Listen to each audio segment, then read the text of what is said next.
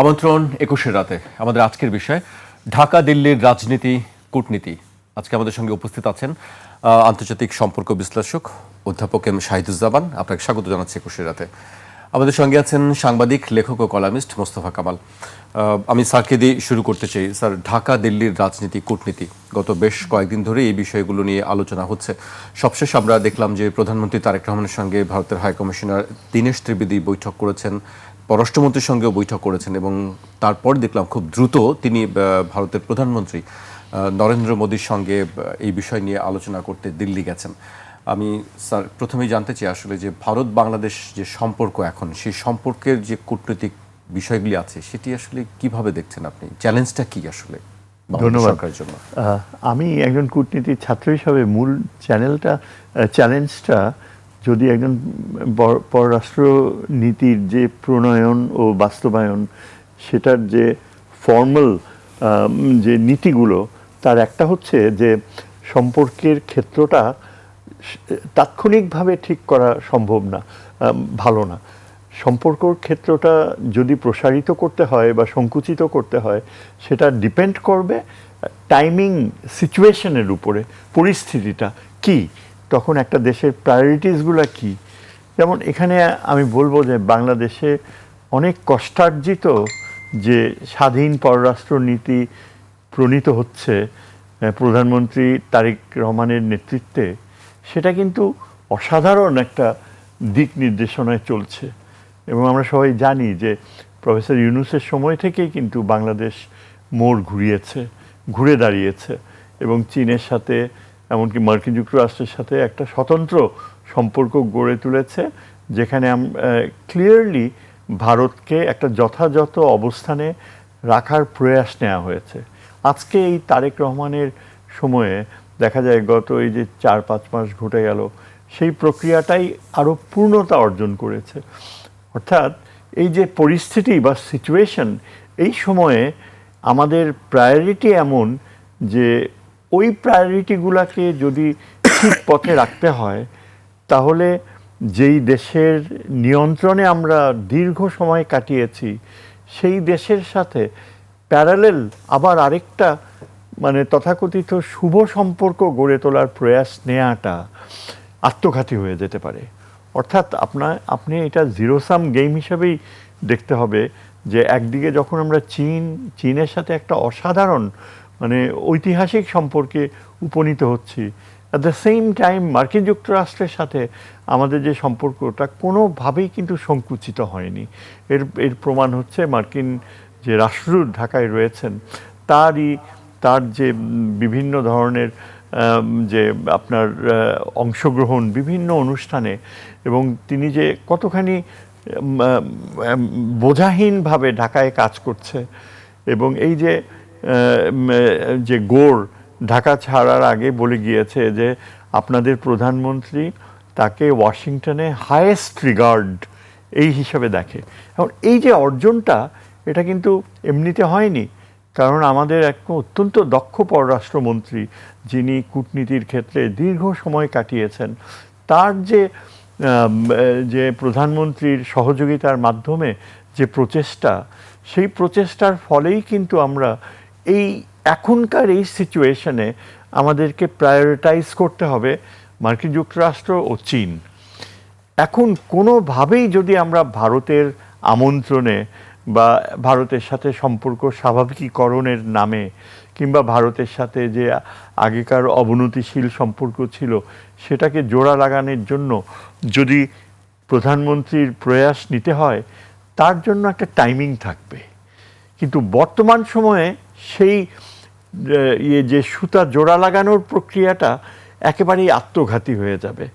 এবং এটাই আমি এই যে তাত্ত্বিক দিকের উপর জোর দিয়ে বলতে চাচ্ছি যে ভারত হঠাৎ করে চীন সফরের পরে একেবারে ভারতীয় প্রধানমন্ত্রী অস্বাভাবিকভাবে বাংলাদেশের প্রধানমন্ত্রীকে দিল্লিতে নিতে চাইছে। কিন্তু তাদের যে একটা মস্ত বড় প্রয়াস রয়েছে, তাদের যে কি উদ্দেশ্য রয়েছে, ইনার এজেন্ডা আমরা বলতে পারি, যে একটা আমন্ত্রণটা হয়েছে not even as the prime minister of Bangladesh, তাকে আমন্ত্রণ জানানো হয়েছে বিমস্টেকের চেয়ারম্যান হিসেবে, এবং এটা পৃথিবীতে আধুনিক কূটনীতিতে এরকম কখনো হয় না। যিনি প্রধানমন্ত্রী তাকে যদি আপনি প্রধানমন্ত্রীর সম্মানে সম্মানিত করে আমন্ত্রণ না জানান, তাহলে কিন্তু প্রোটোকল ওয়াইজ ওই যে ওইখানে হেড অফ দ্য গভর্নমেন্টস যারা থাকবে, চীন, রাশিয়া সহ অনেকগুলো দেশ, আমাদের প্রধানমন্ত্রী তো তাদের সাথে একই অবস্থানে থাকতে পারছেন না।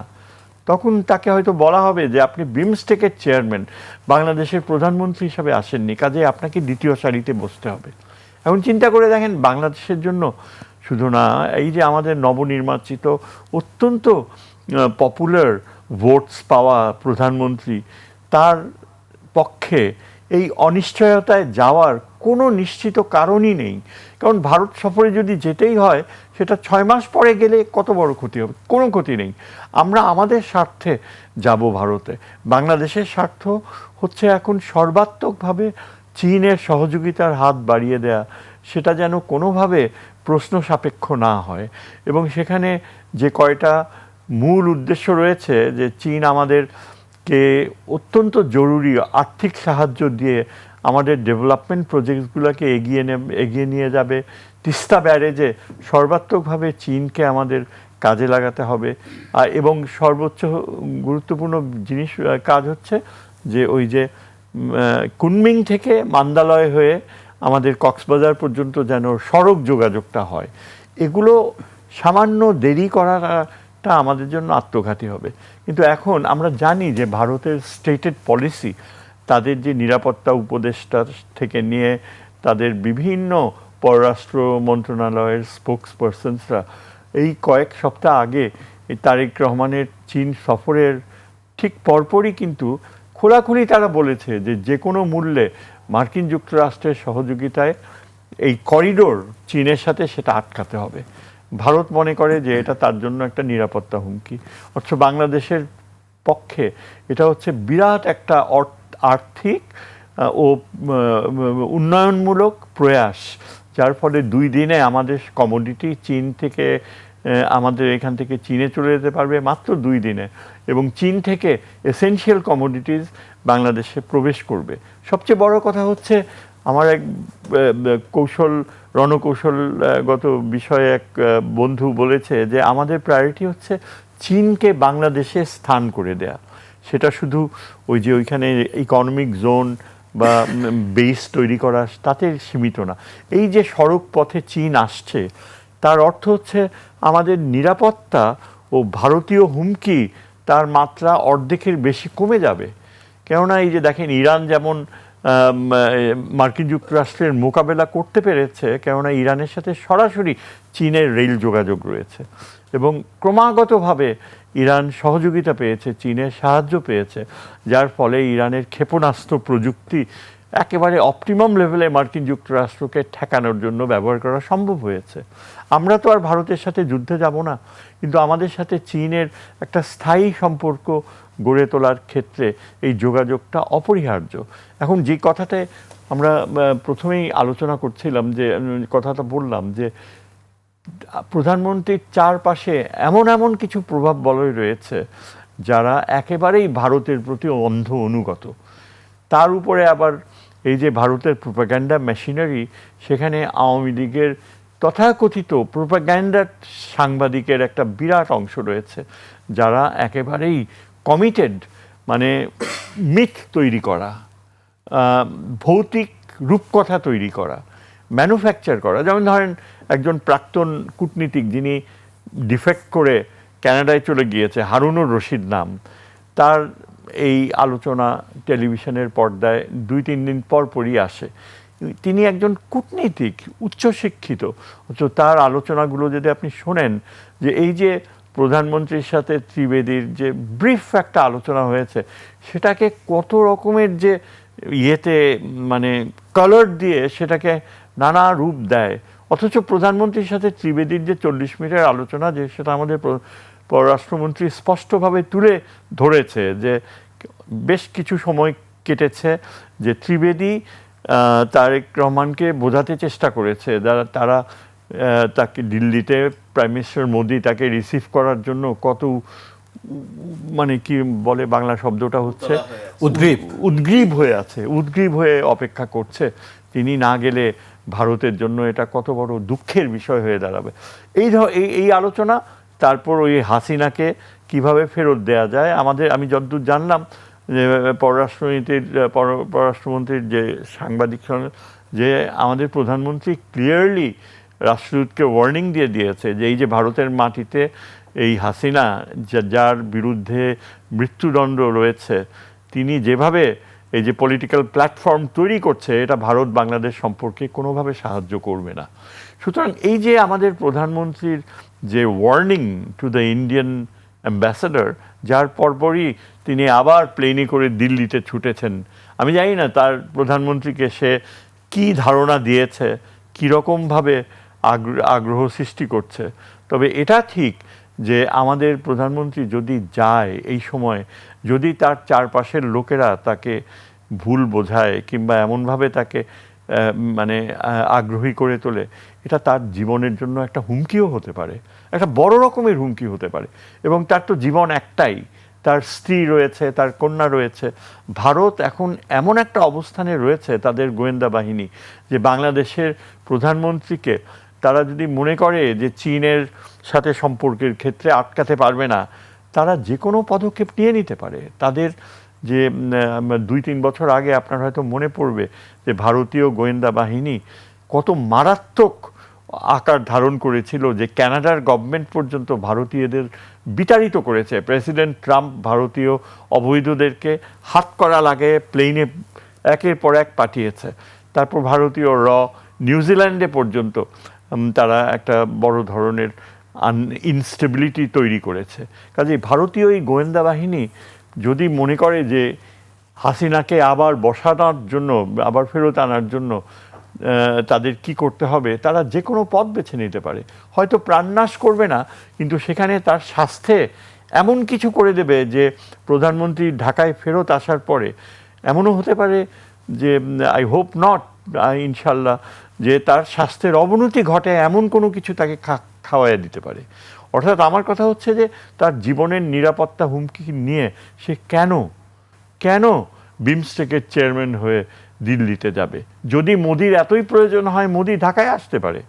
Modi can come to Dhaka, তার প্রয়োজন যদি এতই হয়। আর তাছাড়া এমনিতেই তো প্রধানমন্ত্রী জাতিসংঘে যাচ্ছে সেপ্টেম্বর মাসে, সেখানে কোনো না একটা কোনো সুযোগ আসবে, সাইড লাইনে প্রাইম মিনিস্টারের ভারতীয় প্রধানমন্ত্রীর সাথে তার দেখা হতেও পারে। তার জন্য একটা মাস তো অপেক্ষা করা সম্ভব। সুতরাং আমি সব কিছু মিলিয়ে মনে করি যে আমাদের যে সুযোগ্য পররাষ্ট্রমন্ত্রী যে অবস্থান নিয়েছে, আমার ধারণা তিনি কোনোভাবেই এনকারেজ করবে না যে এই সময় যখন আমরা চীন ও মার্কিন যুক্তরাষ্ট্রের সাথে সম্পর্কের ক্ষেত্রে একটা ক্রান্তি লগ্নে আছি, সেটাকে বিষ ঢেলে দেওয়ার মতো এই ধরনের প্রয়াসে না যাওয়াটাই হচ্ছে কূটনীতির ক্ষেত্রে আমাদের জন্য সর্বাত্মক স্বার্থ। জি স্যার, আপনার কাছে আবারও আসবো। কামাল ভাইয়ের কাছে আসতে চাই। স্যারের দীর্ঘ বক্তব্য শুনছিলাম আমরা।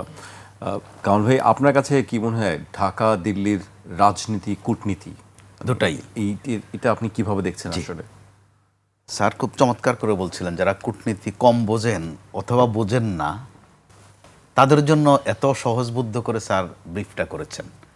একেবারে সাদামাটা একটা বর্ণনা দিয়েছেন, অনেক তাত্ত্বিক দিক এখানে আছে। তো কূটনীতির মধ্যে যেটা থাকে ফরমাল, ইনফরমাল, আবার আমাদের গণমাধ্যমের ভাষায় আমরা যেটাকে বলি indoor and outdoor, back channel, জি, ডোরে ডোরেও তফাৎ আছে, ওপেন চ্যানেল, জি, ফরমাল ইনফরমালও তফাৎ আছে। তো এখন স্যার যথার্থ বলছেন যে আমাদের এখানে একটা বয়ান তৈরি করার একটা কালচার কিন্তু শুরু হয়ে গেছে, একদম টাটকা। স্যার এতক্ষণ যা বললেন ওখান থেকে সুন্দর করে কেটে নিয়ে দুটা লাইনকে দিয়ে আরেকটা কন্টেন্ট তৈরি করে ফেলা যাবে। এত দক্ষ এই টিমটা, তারা সারাক্ষণ এসব উৎপাদন করেন। গত 2 দিন ধরে কিন্তু একটা ঘুরছে যে আমাদের প্রধানমন্ত্রী তারেক রহমানকে যদি নিতে পারে ভারত, ওনাকে ওখানে আটকে রেখে আগের প্রধানমন্ত্রীকে ঢাকায় পাঠিয়ে দেবে। অর্থাৎ গ্রাহক আছে, কাস্টমার আছে, এসব জিনিস কোথায় অটোকার্ডও হয়েছে, ভালো চলছে। অর্থাৎ এখানে এইসব তথ্য, অপতথ্য, আধা তথ্য মিলিয়ে এ ধরনের কন্টেন্টের একটা বিশাল বাজার। অর্থাৎ তো এই সুযোগটা তারা কেন পায়? যেহেতু সবাই কম বেশি বিষয়টা বোঝে, আর তার চেয়ে বড় কথা ঘটনা তো একদম টাটকা, 24 আর 26 সময় বেশি তফাৎ নয়। তো যেখানে কথা আসছে যে ভারত আমাদের সাথে সম্পর্ক উন্নয়ন করতে চায়, এখানে কিন্তু একটা ধাপ আমরা পেরিয়ে যাচ্ছি। উন্নয়ন তো পরে, আগে হচ্ছে স্বাভাবিক করা। সম্পর্কটা কিন্তু স্বাভাবিক পর্যায়ে নেই। তো এই স্বাভাবিক করার প্রধানত এবং প্রথমত দায়িত্ব ভারতের, কারণ বাংলাদেশের সাথে সম্পর্কটা অস্বাভাবিক ভারতই করেছে। বিস্তারিত না গিয়েও বলতে পারি, আমাদের যিনি প্রধানমন্ত্রী আছেন এখন, মোটা দাগে এখন তিনি থার্ড ইনিংসে আছেন কূটনীতির প্রশ্নে। ক্ষমতায় এসে তিনি আগে কোন দেশে যাবেন খেয়াল করে দেখুন, এটা নিয়ে কয়েকদিন কিন্তু কথা চালাচালি হয়েছে। এরপর এখন আপনি তথ্যগতভাবে বলতে পারেন যে আগে তিনি মালয়েশিয়া গেছেন, আসলে ফাংশনালি আগে তিনি চীন গেছেন, মালয়েশিয়া হয়ে চীন গেছেন।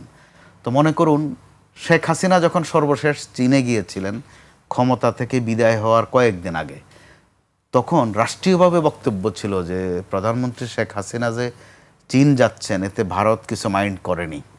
এটা জানানো খুব দরকার হয়ে পড়েছিল যে তিনি চীন যাবেন, ভারত এতে মাইন্ড করেছে কিনা। তো স্যার যথার্থ বলেছেন, ডক্টর ইউনূস আমল থেকে কিন্তু আমাদের কূটনীতির মধ্যে একটু ধারাপাত্তা একটু একটু করে স্পষ্ট হচ্ছিল, খোলাসা হচ্ছিল। অর্থাৎ ইনডোর কমে গিয়েছিল, আউটডোরটা একদম পরিষ্কার।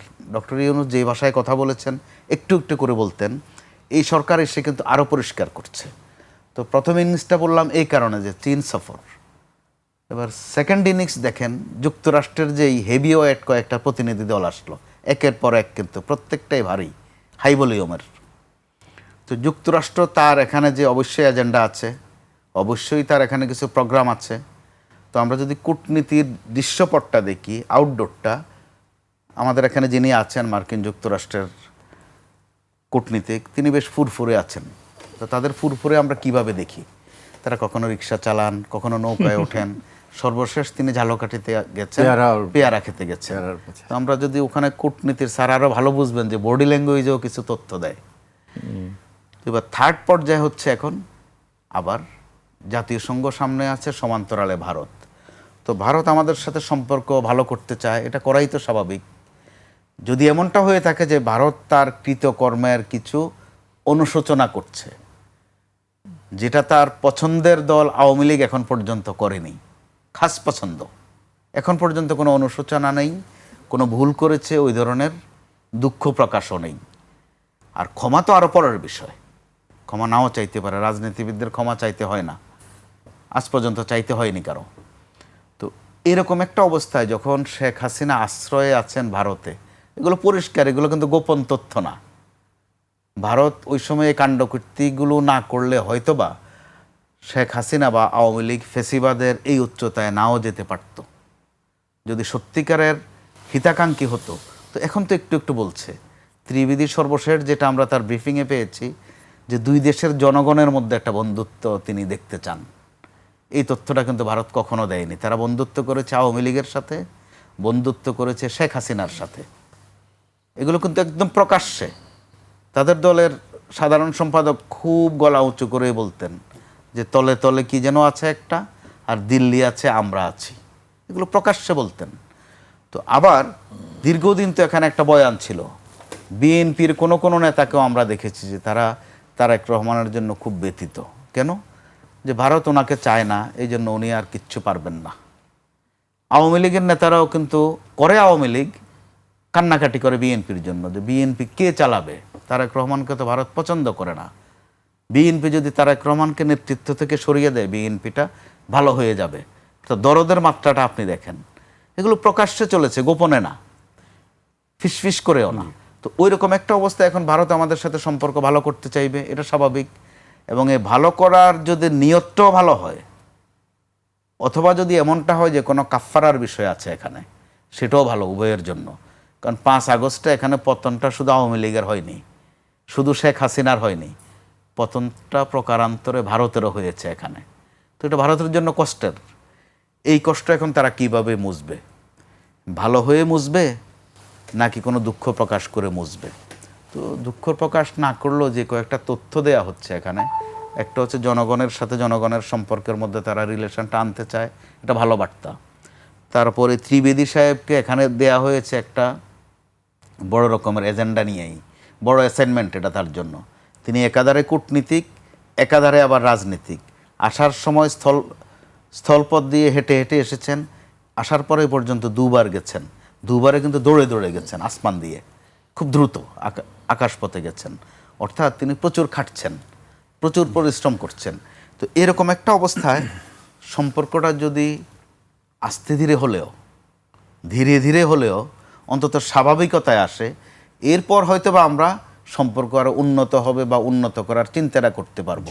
স্যার যথার্থ বলেছেন, যখন গোলমাল পাকে তখন কিন্তু সন্দেহ স্বাভাবিকভাবেই বাড়ে।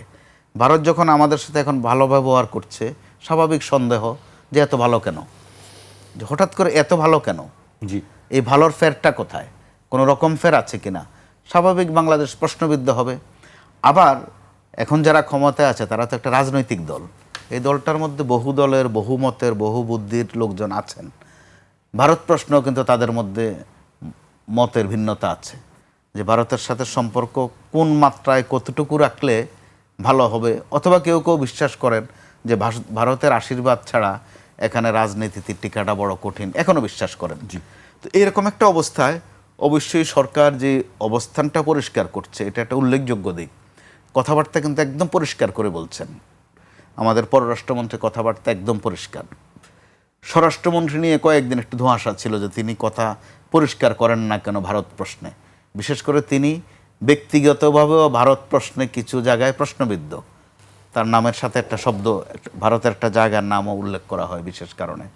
ওই জায়গায় তিনিও কিন্তু কথাবার্তা সম্প্রতি ভারত প্রশ্নে খুবই পরিষ্কার করছেন।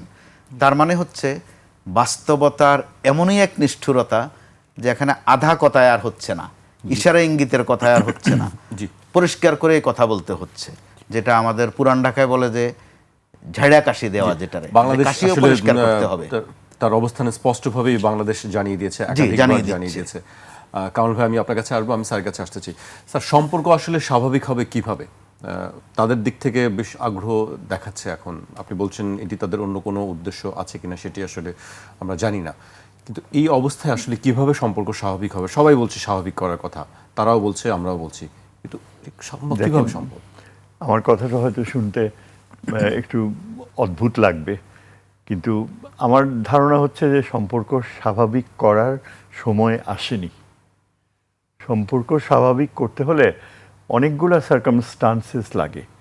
সবচেয়ে যেটা গুরুত্বপূর্ণ বিষয় হচ্ছে, সম্পর্ক স্বাভাবিক করতে হলে ভারতকে তার পররাষ্ট্র নীতি পাল্টাতে হবে। এবং বাংলাদেশে যে দীর্ঘ সময় হাসিনা যেভাবে ভারতের সাথে সম্পর্ক করেছিল, সেই চ্যাপ্টারটা ভারতের একেবারে বন্ধ করতে হবে এবং সেই প্রমাণ বাংলাদেশের পেতে হবে। এবং এটাও ঠিক যে ভারত যদি সত্যিকার অর্থে হাসিনাকে ফেরত দিতে চায়, তাহলে বাংলাদেশ যেভাবে চাচ্ছে সেভাবে ফেরত দিতে হবে। এমন কোনো উপায়ে সেটা সম্ভব হতে পারে না যে তাকে প্লেনে করে আনতে হবে। তাকে ভারত স্বাভাবিকভাবে তার বিএসএফের মাধ্যমে বর্ডারে, আমাদের বর্ডার গার্ড বাংলাদেশের হাতে তাকে তুলে দেবে, কেননা সে বাংলাদেশের একজন মৃত্যুদণ্ডপ্রাপ্ত আসামি। সম্পর্ক যদি সত্যি স্বাভাবিক করার ইচ্ছা থাকে, তাহলে এইভাবে ভারতকে প্রমাণ দিতে হবে যে বাংলাদেশের প্রতি সে, তার দেশ, তা এই মোদী সরকার দৃষ্টিভঙ্গি পাল্টাচ্ছে। কিন্তু আনফর্চুনেটলি আমরা কোনো কিছু তেমন দেখি না। ঢাকায় সব ডিপ্লোম্যাটিক সার্কেলসে, এই যে ধরনের সাংবাদিক সার্কেলসে একটা বড় আলোচনা হচ্ছে যে এই ভারতের প্রধান ঢাকায় আসছে তার 3 জন ঊর্ধ্বতম সহযোগীকে নিয়ে, এবং তারা নাকি এখানে আলোচনা করে গিয়েছে। আমাদের নিরাপত্তা উপদেষ্টা ওই ভদ্রলোকের সাথে আলোচনা করেছে। এমনকি এতটুকু বলা হয় যে তারা তাদের প্রধান নাকি প্রধানমন্ত্রীর সাথেও সাক্ষাৎ করেছে। এবং কেন, কিভাবে, কি পর্যায়ে, কতখানি নিরাপদভাবে এই হাসিনাকে এই দেশে ফেরত পাঠানো যায়, এটা আমার মনে হয় নিছক গুজব। এবং এটা ওই ভারতপন্থী সাংবাদিকরা এইসব তৈরি করে।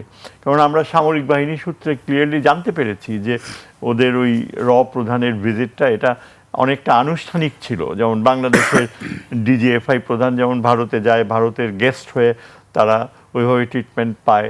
আমাদের এখানে যেমন পাকিস্তানের আইএসআই প্রধানও এসেছিল, কিন্তু সেটা নিয়ে ভারত তো মহা চিৎকার শুরু করে দিয়েছিল যে এটা কেন। অথচ এখানে তাদের আইএসআই প্রধান প্রধান আসছে এবং এই ভারতপন্থী সাংবাদিকরা নানা রকমের ভৌতিক কাহিনী তৈরি করা শুরু করে দিয়েছে। এখন বাংলাদেশের জন্য যেটা সম্পর্ক যদি স্বাভাবিক করতে হয়, ভারতের দৃষ্টিভঙ্গি চেঞ্জ করাটা এটা প্রায় বলতে গেলে এখন এত অল্প সময়ে অসম্ভব। কিন্তু আমাদেরকে সেই সময়টুকু ওয়েট করতে হবে। আমাদের এখন ভারতের সাথে কোনো প্রয়োজন নেই। আমাদের বিমস্টেকে থাকা, চেয়ারম্যানশিপ করা অ্যাবসলিউটলি অর্থহীন। কেননা এটা একটা কাগজে কলমে অর্গানাইজেশন যার মূল উদ্দেশ্য হচ্ছে সার্ককে ধ্বংস করে দেয়া, সার্কের আইডিয়া। কিন্তু আমাদের তো পররাষ্ট্রনীতির স্টেটেড পজিশন হচ্ছে যে ভারতকে অবশ্যই সার্ক মেনে নিতে হবে এবং সার্কের পুনঃপ্রতিষ্ঠার ক্ষেত্রে ভারতকে প্রমাণ দিতে হবে যে সার্ক উজ্জীবিত হবে। এইসব দৃষ্টিভঙ্গি ভারতের পক্ষে সম্ভব না। ভারত যদি আমাদের সাথে স্বাভাবিক সম্পর্ক চাইতো, আর অন্য কয়েকটা দেশের মতো ভারত এই ধরনের অবস্থানে যেত না। ভারত আমাদের চীনের সাথে যে সম্পর্ক এখন উদ্দীপ্ত হচ্ছে, ভারতে যদি একটা স্বাভাবিক পররাষ্ট্রনীতি থাকতো তাহলে কিন্তু ভারতের রিয়াকশন হতো এমন যে বাংলাদেশের সাথে চীনের যে নিরাপত্তা সহযোগিতা, উন্নয়নমূলক সহযোগিতা, তাতে ভারতের কোনো আপত্তি নাই। ভারত একে ওয়েলকাম করছে এবং ভবিষ্যতে চীন ও ভারতের সম্পর্কের ক্ষেত্রে নতুন দিগন্ত সৃষ্টি হবে, সেখানে বাংলাদেশ যেন একটা ইতিবাচক রোল প্লে করে। এইরকম অবস্থান যদি ভারত নিত তাহলে আমরা বিশ্বাস করতাম যে ভারতের দৃষ্টিভঙ্গি পরিবর্তন হয়েছে। এই যে আমাদের সাথে পাকিস্তানের সম্পর্ক, পাকিস্তান চাইছে সার্ককে উজ্জীবিত করতে, পাকিস্তান চাইছে আমাদেরকে এই যে আমাদের নিরাপত্তা ব্যবস্থায় নিবিড়ভাবে সহযোগিতা করতে। পাকিস্তান আমাদের যে বাংলাদেশের জনগণ যে পাকিস্তানের সাথে একটা সত্যিকারের গভীর সম্পর্ক চায়, সেটা ভারতের না বোঝার কোনো কারণ নাই। ভারত যদি সত্যি আন্তরিক হতো তাহলে পাকিস্তানের সাথে আমাদের সম্পর্ককে ঘৃণা না করে বরং বলতে পারতো যে ভারত বাংলাদেশ সম্পর্ক পাকিস্তান বাংলাদেশ সম্পর্ক উন্নত হচ্ছে, তারা অস্ত্র সহযোগিতা করছে। এই ব্যাপারে ভারত তার দৃষ্টিভঙ্গি হচ্ছে যে আমরা এটাকে ওয়েলকাম জানাই। কেননা আমরা আশা করি যে বাংলাদেশের প্রচেষ্টায় পাকিস্তান ভারতের জন্য এমন একটা পরিস্থিতি করবে যেন ভারত আবার সার্ককে উজ্জীবিত করার মতো একটা মানসিকতা অর্জন করে। অর্থাৎ ভারত এটা বলতে পারতো যে বাংলাদেশের সহযোগিতা চায় যাতে ভারত পাকিস্তানের সাথে সম্পর্ক স্বাভাবিক করতে পারে। এটাই হতে পারতো একটা স্বাভাবিক সম্পর্ক গড়ার একটা স্বাভাবিক দেশের নীতি। কিন্তু আমরা কি দেখছি, এটা তো আর সেই আগেকার নেহরুর সরকার না, নেহরুভিয়ান ফরেন পলিসি না, এটা বাজপেয়ীর ফরেন পলিসি না, তাদের উদার দৃষ্টিভঙ্গি ছিল। আমরা দেখছি যে ভারতে এখন একটা সন্ত্রাসী মৌলবাদী সরকার, আরএসএস সরকার ভারতকে পরিচালিত করছে। আমরা দেখছি যে ভারত মাত্র 4 দিন আগে মৌলভীবাজারে একজন বাংলাদেশি নাগরিককে গুলি করে হত্যা করেছে, ঠিক যখন এই মিটিংয়ের কথা ছিল যে রাষ্ট্রদূত দেখা করবে। আপনি চিন্তা করেন যে যেখানে রাষ্ট্রদূতকে প্রায় 3-4 মাস পরে, 2-3 মাস পরে প্রধানমন্ত্রী সুযোগ দিয়েছে দেখা করার, ঠিক তার আগের দিন একজন বাংলাদেশিকে বিএসএফ মেরে ফেলে। এটা কি দিল্লির ইঙ্গিত ছাড়া হয়েছে? দিল্লি কি দৃষ্টিভঙ্গি পরিবর্তন হয়েছে? কোনো কিছুই হয়নি।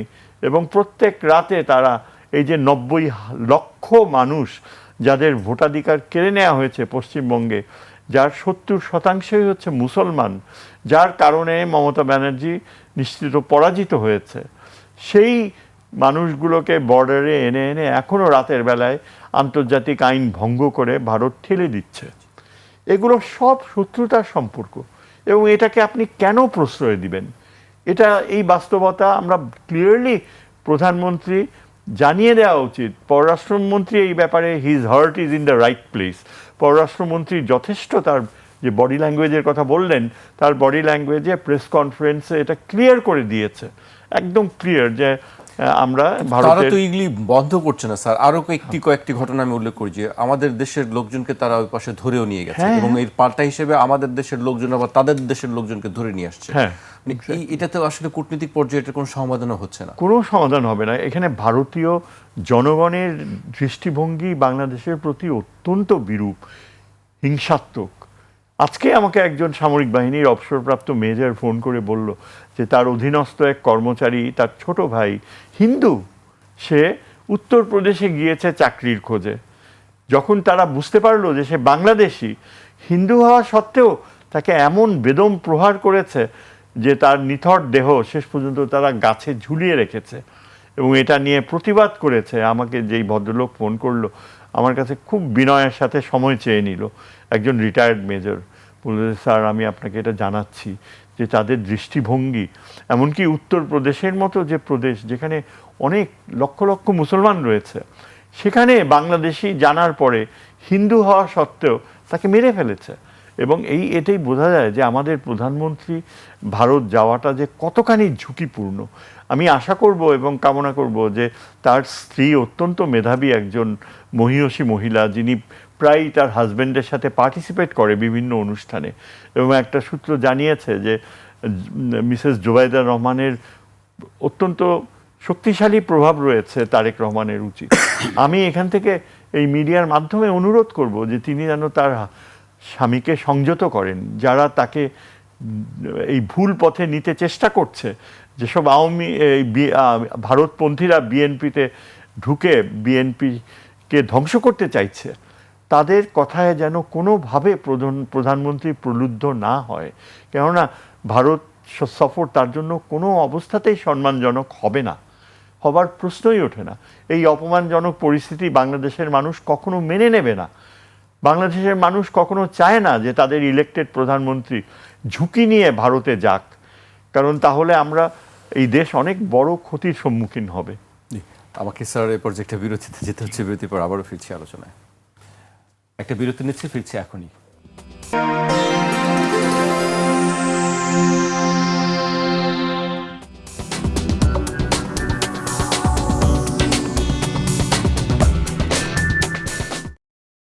বিরতির পর আবারও স্বাগত। আপনারা দেখছেন ২১-এর রাত।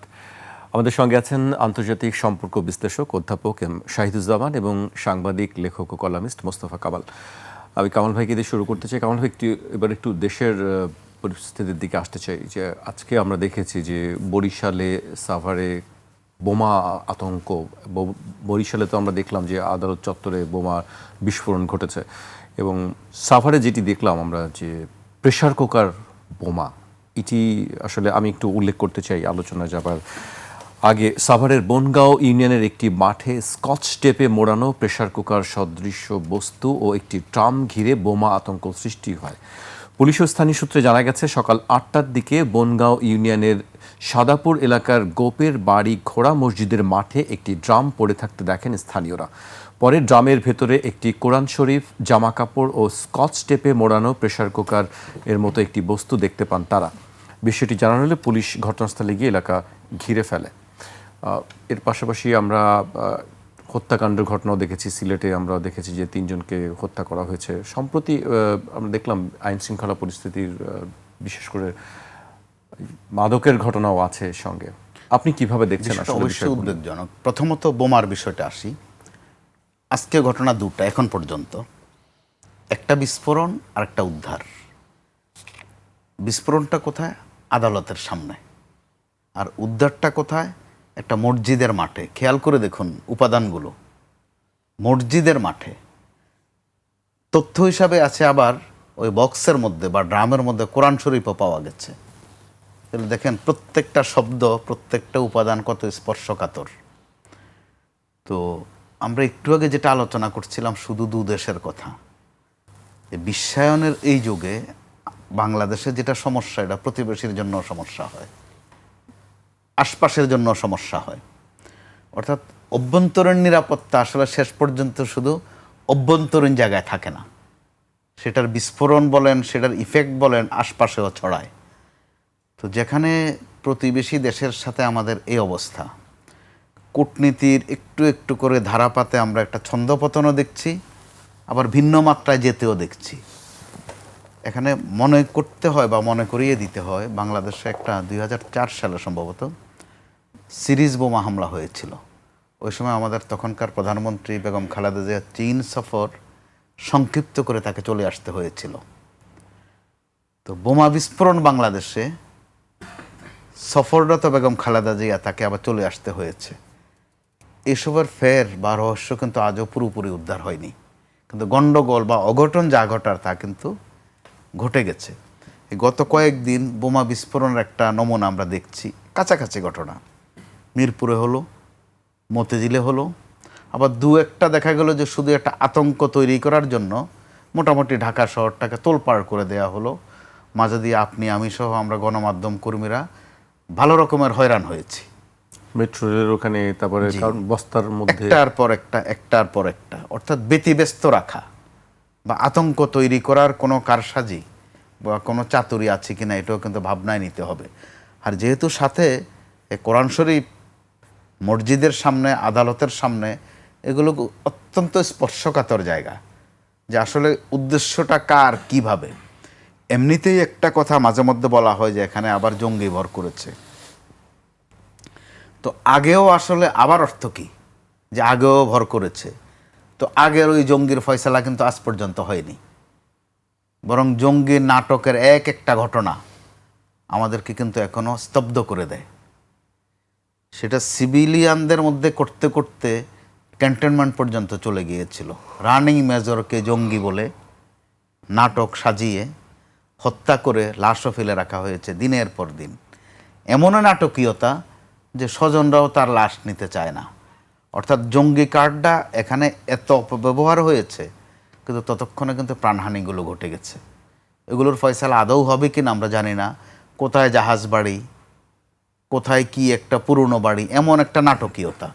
তো যখন এই বিদ্যমান রাজনীতিতে দুটি দল, খুব না বললেই নয়, এমন এমন জিনিস নিয়ে তারা ব্যস্ত থাকছেন, এমন এমন অবান্তর কথা বলছেন, গালমন্দ করছেন, এর মধ্য দিয়ে যদি আবারও সেই জঙ্গি কার্ড সামনে চলে আসে, তাদের দুপক্ষের কারো জন্যই বোধহয় সেটা ভালো কোনো তথ্য হিসাবেও ভালো নয়, ঘটনা হিসাবেও ভালো নয়, পরিণাম হিসাবেও বোধহয় ভালো হবে না। আক্রান্ত দুপক্ষই আজকে হবে। ডিবির একটা ব্রিফিং ছিল, আপনি জানেন নিশ্চয়ই, যে প্রধানমন্ত্রীর খালাতো ভাইয়ের যে পেট্রোল পাম্প আছে সেখানে সেই টাকা তারা ছিনতাই করে নিয়েছে, কুপিয়ে আহত করে। দুদিন আগের ঘটনা, দুদিন আগের ঘটনা। তো কিন্তু সব ঘটনারই কিন্তু পারদ বলেন আর ব্যারোমিটার বলেন এক হয় না, যদিও প্রত্যেকটা ঘটনাই দুঃখজনক।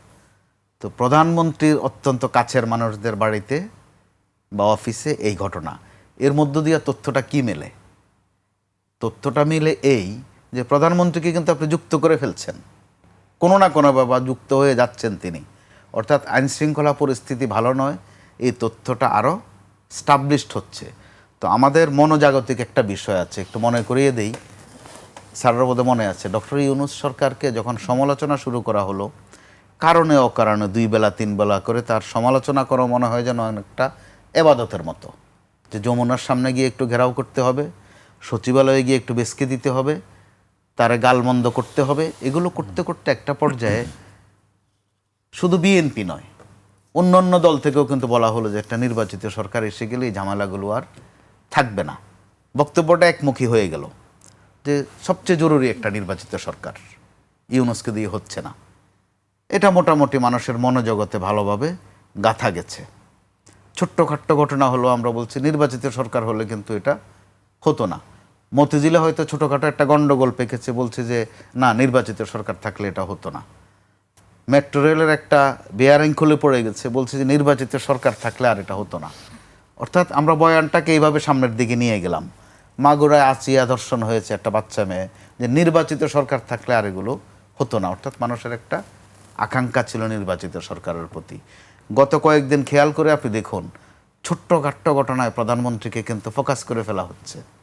একটা টক শোতেই 2-3 দিন আগে বিএনপির এক নেতা বলছিলেন ক্ষুব্ধ হয়ে, যে মানুষের মানসিক যে চর্চা, এটা সমালোচনা করতে গিয়ে তিনি বলছিলেন আমার সাথেই, যে টিকাটুলিতে উনি দেখেছেন একটা ম্যানহোলের ঢাকনাকে যেন চোরেরা নিয়ে গেছে। এলাকার লোকজন গালি দিচ্ছে প্রধানমন্ত্রীকে, যে প্রধানমন্ত্রী যে কী করেন ম্যানহোলের ঢাকনাটা চুরি হয়ে গেল। কিন্তু অনেক পুরাতন ম্যানহোলের ঢাকনা অর্থাৎ চুরি। বোঝেন ম্যানহোলের ঢাকনা কেন চুরি হয় সেটা প্রধানমন্ত্রী যে কি করেন, তো এটা আপনি কি ভালোবাসা বলবেন নাকি তাচ্ছিল্য বলবেন? ভালোবাসা বলা যায়, যে যাবতীয় প্রত্যাশা ওনার কাছে, যেহেতু তিনি অনেক প্রত্যাশা মিটাচ্ছেনও, আবার তার কাছে চাহিদাও অনেক, এটাই এক বাস্তবতা। যেহেতু আমরা নির্বাচিত সরকার চেয়েছি, তো এখন গত কয়েকদিনের নমুনায় দেখছি আমরা নির্বাচিত সরকারকেও নিম্নমানের শব্দে, ভাষায়, বাক্যে গালমন্দ করতে কিন্তু ছাড়ছি না। এই যে হৃদয় বিদারক ঘটনাটা, যিনি আক্রান্ত হয়েছেন তার তো মর্মবেদনা আছে, কিন্তু আপনি দেখেন বাজারে আলোচনাটা কি হচ্ছে। আলোচনাটা কিন্তু দেখা যায় প্রধানমন্ত্রীর দিকে থ্রোয়িং করার একটা মানসিকতা আছে। এখন এটা আপনি কি দোষের হিসাবে নেবেন নাকি গুণের হিসাবে নেবেন, এটা বাস্তবতা। মানুষ সরকারকে গালি দিতে পছন্দও করে, আর সরকার সাধারণত গালি হজম করতে অভ্যস্ত হয়ে যায়। কিন্তু যেহেতু আমরা বলছি নতুন বাংলাদেশ, রূপান্তরিত বাংলাদেশ, ওই ক্ষেত্রে রূপান্তর কিন্তু ক্ষমতার দিক থেকেও থাকতে হবে। আমরা যারা যেন বিষয়ে যেটা না বুঝি সেই বিষয়ে এমন এমন কথা বলি, বিশেষ করে গণমাধ্যমকেও একটা আবেদন থাকবে যে আমরাও কিন্তু আক্রান্ত হচ্ছি।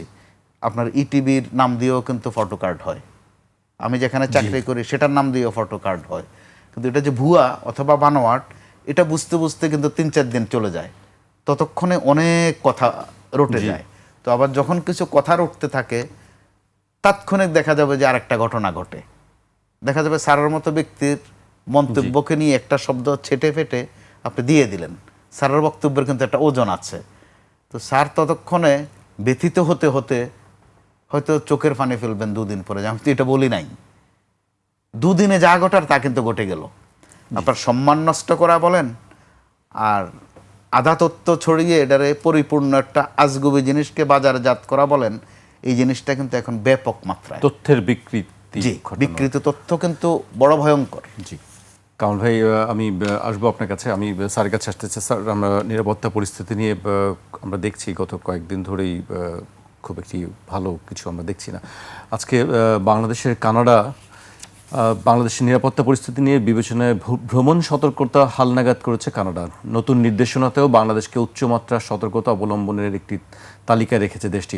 তবে পার্বত্য চট্টগ্রাম অঞ্চলের জন্য জারি করা হয়েছে আরও কঠোর সতর্কতা। এলাকাটিতে সব ধরনের ভ্রমণ এড়িয়ে চলতে বলা হয়েছে। 10 তারিখে কানাডা সরকারের ভ্রমণ বিষয়ক ওয়েবসাইটে প্রকাশিত হালনাগাদ তথ্যে বলা হয়, বাংলাদেশের রাজনৈতিক উত্তেজনা, আদালত কেন্দ্রিক কার্যক্রম এবং বিভিন্ন রাজনৈতিক কর্মসূচিকে ঘিরে আকস্মিকভাবে বিক্ষোভ ও সংঘাত ছড়িয়ে পড়তে পারে। এতে সড়ক যোগাযোগ ব্যাহত হওয়া, ব্যবসা প্রতিষ্ঠান বন্ধ হয়ে যাওয়া এবং সহিংসতার মতো পরিস্থিতি সৃষ্টি হওয়ার আশঙ্কার কথাও উল্লেখ করা হয়েছে।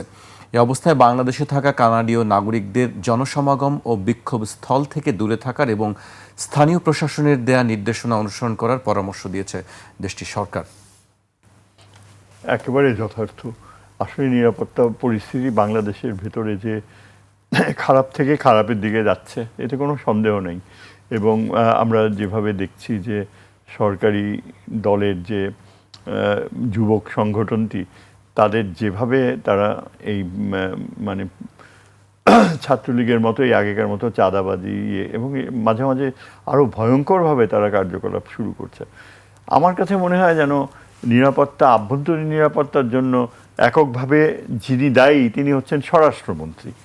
স্বরাষ্ট্রমন্ত্রী হচ্ছে মাথা, এবং তার আন্তরিকতা, তার প্রফেশনালিজম, পেশাগত দক্ষতা এবং সর্বোপরি তার যে ইম্পার্শিয়ালিটি, নিরপেক্ষতা, এই কয়েকটা গুণ যদি তার না থাকে, তাহলে বাংলাদেশের মতো ঘনবসতিপূর্ণ একটা দেশে আইনশৃঙ্খলা পরিস্থিতি কখনো একেবারে স্বাভাবিক না হোক, কিন্তু একটা সহ্যের মাত্রায় থাকবে আশা করা যায় না। আনফর্চুনেটলি আমাদের দুর্ভাগ্য যে এমন একজন ব্যক্তিকে এই স্বরাষ্ট্রমন্ত্রীর দায়িত্ব দেওয়া হয়েছে, যিনি, তার কাছে, আমার কাছে সবসময় মনে হয়েছে যে মনস্তাত্ত্বিকভাবে ভদ্রলোক, যেহেতু একটা সময় আমলা ছিলেন এবং তার মানে পড়াশোনা করেছে বিশ্ববিদ্যালয়ে, আইনের উপরে পড়াশোনা করেছে, এমন কোনো আহামরি তার পারফরমেন্সও ছিল না, বিসিএসে ছিলেন, এবং এই যে আমলা মানসিকতার তার background, he has simply no idea how to run the home ministry. তার সামান্যতম ধারণাই নাই তিনি হোম মিনিস্টার পদে কেন গেলেন।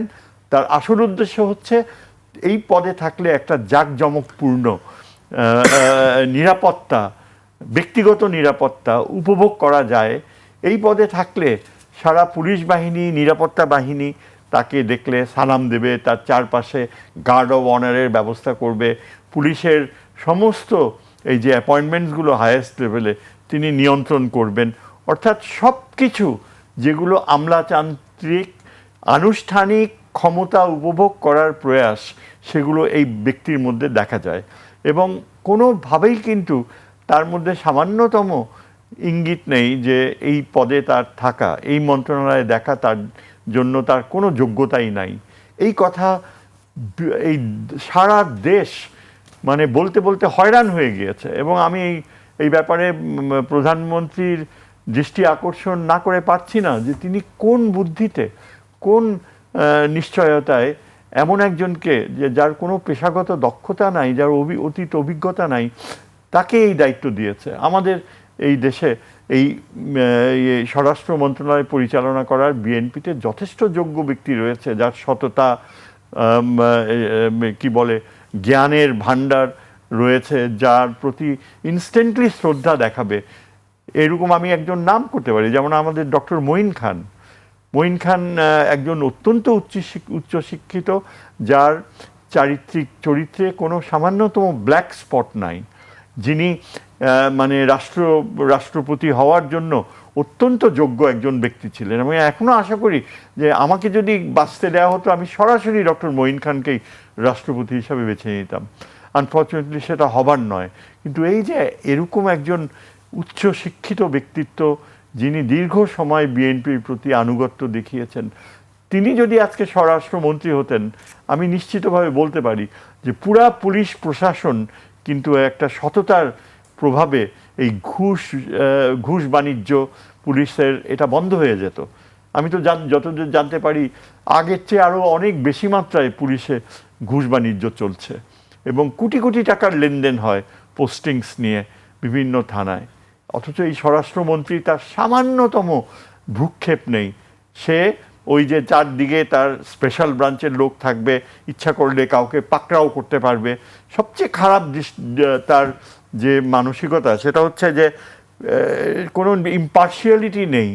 এই যে বিভিন্ন ছাত্র সংগঠনগুলো যারা এই দেশে জুলাই বিপ্লব করেছিল, এই যে বিশাল একটা ছাত্রদের দল, এবং বিভিন্ন বিশ্ববিদ্যালয়ে যে অত্যন্ত সচেতন ছাত্র সমাজ, যারা কোনো ভুল করেনি তাদের ছাত্র প্রতিনিধি ইলেক্ট করতে, এদের প্রতি যদি বিমাতাসুলভ আচরণ করা হয়, এবং প্রত্যেক দিন আমরা দেখি রাস্তাঘাটে সব জায়গায় ছাত্ররা, এই যে পুরা নিউ মার্কেট এরিয়া পুরো একটা যুদ্ধক্ষেত্রে পরিণত হয়েছে।